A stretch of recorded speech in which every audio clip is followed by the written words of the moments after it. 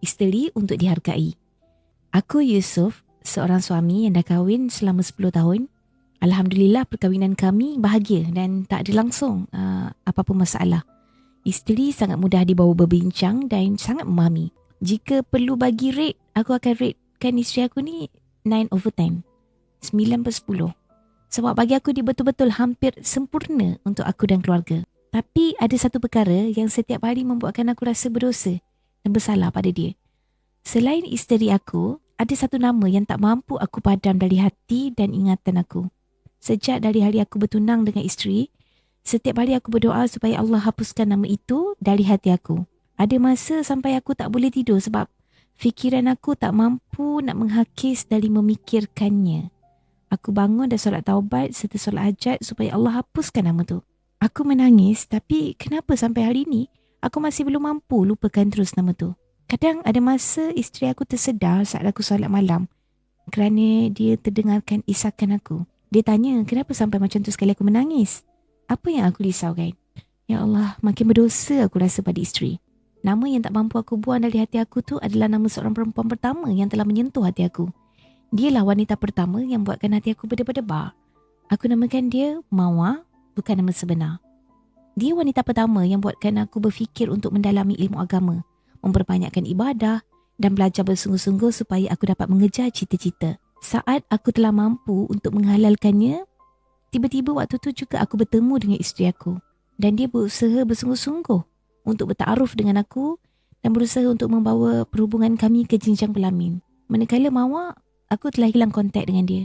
Media sosialnya juga sudah tidak aktif lagi, nombornya sudah tidak dapat dihubungi. Aku tak tahu mana nak cari dia. Silap aku juga dulu. Waktu aku sedar Mawar telah mengusik hati aku, maka aku cuba sebolehnya untuk menjaga ikhtilat dengannya. Aku tak nak perasaan yang aku rasai saat itu menjadikan jalan kami berdua menuai dosa. Tapi dia berusaha mendekati aku. Aku terpaksa mengatakan padanya jika ada jodoh, pasti akan bersatu jua pada akhirnya. Dan lepas tu Mawar hanya akan hubungi aku melalui mesej setahun 2-3 kali je. Waktu raya dan juga birthday aku. Bertahanlah selama 4 tahun hinggalah kami sama-sama habis degree dan kemudian masing-masing dah sibuk untuk memulakan kerjaya masing-masing. Di awal kerjaya aku banyak masa berada di kawasan pedalaman yang tak ada liputan line telefon. 5-6 bulan aku akan berada kat pedalaman tu. Jadi kami terus hilang kontak lepas tu. Saat itulah kehadiran isteri aku di kehidupan aku kerana kami adalah rakan sejawat yang sama-sama bujang dan sama-sama terpaksa berkampung di kawasan pedalaman waktu tu. Maka banyak masa kami bersama. Kami mula kenal dengan lebih dekat. Pada saat itu aku hanya menganggap dia sebagai rakan sejawat sebab waktu tu memang aku fokus pada kerjaya dan tak ada yang lain. Isteri aku tu sahabat baik kepada classmate aku waktu di universiti dulu. Jadi classmate aku telah menceritakan tentang perasaan isteri aku pada saat itu. Bila aku tahu mengenai perasaan isteri aku tu, buatkan aku tersedar yang aku telah terlalu lama abaikan satu nama di hati aku iaitu Mawar. Jadi aku mula cari kembali Mawar. Aku cuba kontak kawan-kawan yang lain untuk tanya keberadaan Mawar. Kerana aku tahu dalam hati aku waktu tu cuma ada Mawar. Tapi malangnya Mawar telah memutuskan hubungan dengan semua rakan-rakan setelah ibunya meninggal dunia. Maklumat terakhir mengenai Mawar yang mereka ada cumalah Mawar sedang sambung pelajaran di Jordan. Dan waktu tu aku rasa akulah yang paling tak berguna sebab ibu Mawar meninggal pun aku tak tahu. Aku tak tahu apa-apa mengenai Mawar. Aku ambil cuti 4 hari sebab fikiran aku berkecamuk, rasa nak meletup masa tu. Semasa cuti tu, aku kembali mendekatkan diri dengan Allah. Aku buat solat taubat dan solat istikharah. Aku minta Allah berikan petunjuk dan beri ketenangan pada aku supaya aku dapat buat keputusan yang paling terbaik di sisinya.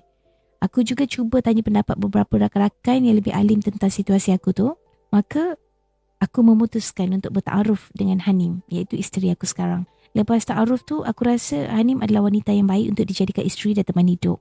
Maka, aku terus masuk melisik dan bertunang. Tapi saat aku bertunang tu, bayangan Mawar makin kerap hadir dalam fikiran dan hati aku. Aku mula jadi keliru. Adakah betul keputusan aku nak menikahi Hanim? Apakah aku betul-betul mampu menghapuskan Mawar dari hati aku? Lepas tu, aku makin kerap buat solat istikharah dan jalan untuk menghalalkan hubungan dengan Hanim tu sangat mudah. Walaupun adalah beberapa kali aku cuba untuk putuskan pertunangan tu, tapi kerana cara Hanim menghadapi kegelisahan dan ketidaktetap pendirian aku ni, akhirnya tali ikatan pertunangan tu tetap tak putus. Sampailah hari kami diijab kabulkan. Dan Waktu ijab kabul tu juga sempat lagi bayangan Mawar melintas di hati aku. Aku masih ada sedikit harapan bahawa yang berada di tempat duduk Hanim tu adalah Mawar. Kemudian aku tersedar, aku mula tak yakin untuk teruskan perkahwinan tu sebab aku takut aku akan melukai Hanim. Tapi bila melihat wajah Hanim dan keluarganya, aku fikir jika aku memberhentikan akad nikah pada saat itu akan lebih melukakan Hanim. Dan lepas tu kami mula menjalani kehidupan rumah tangga yang bahagia macam orang lain. Hanim tak pernah tahu tentang kedudukan Mawar di hati aku. Jadi dia tak pernah mempersoalkan perasaan aku pada dia. Dia percaya hanya dia je yang ada di hati aku. Tapi setiap kali aku dengar dia cakap macam tu, rasa hati aku ni bagai ditoreh dengan pisau. Berdosanya aku pada dia. Alhamdulillah sejak aku kahwin dengan Hanim, aku tidak pernah lagi dihubungi ataupun berjumpa dengan Mawar. Tak pernah sekali pun. Cuma ada beberapa kali je lah aku lihat ada sahabat yang kongsi tentang Mawar di muka buku. Melihat sahaja gambarnya, tiba-tiba hati aku menangis. Ingin sekali aku jumpa dengannya dan menyapa dia. Aku rindu. Rindu yang amat sangat pada dia. Tapi aku ingat status aku sebagai suami Hanim. 2-3 hari aku tak bermaya kerana menahan rindu pada Mawar. Setiap kali nampak Mawar di postingan sahabat aku yang lain, setiap kali itu jugalah aku akan tidak bermain 2-3 hari. Sampai hari ini walaupun sudah 10 tahun, kenapa aku lemah sangat, tak mampu nak hapuskan Mawar dari hati dan juga ingatan aku. Adakah ini yang dinamakan cinta sejati? Adakah wujud yang dinamakan cinta sejati tu? Aku menulis ni untuk melepaskan beban yang aku pendam mengenai perasaan aku pada Mawar. Sejak kali pertama, getaran itu datang. Perasaan aku pada Mawar, hanya aku dan sahabat-sahabat aku yang lebih alim saja yang tahu. Mawar sendiri juga tak pernah tahu kerana pada saat aku ingin menyampaikan rasa cinta aku pada dia, pada saat itu jugalah sudah terlambat bagi aku untuk mengungkapkan perasaan. Jadi, aku simpan rasa dan bebanan perasaan ini untuk aku sendiri. Bila mengikuti berita tentang Abang Tess tu, membuatkan aku semakin menghargai isteri aku. Dan dengan luahan ini, maka aku harap aku akan lega. Bebanannya semoga akan beransur hilang dan bayangan Mawar akan terus pudar dari hati dan fikiran aku. Untuk yang pertama dan terakhir, Mawar, kehadiranmu dari kali pertama sudah buat jantungku berdegup kencang.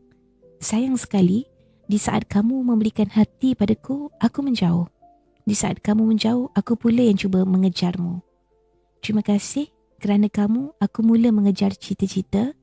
Kerana kamu, setiap hari aku berusaha keras untuk menghargai dan mencintai isteriku. Dulu kita bertemu di masa dan tempat yang salah. Hari ini pula takdir sudah bukan milik kita. Kebahagiaanmu adalah kebahagiaanku. Berbahagialah kamu. Jangan biarkan senyummu tawar kerana senyummu itulah yang paling aku cintai.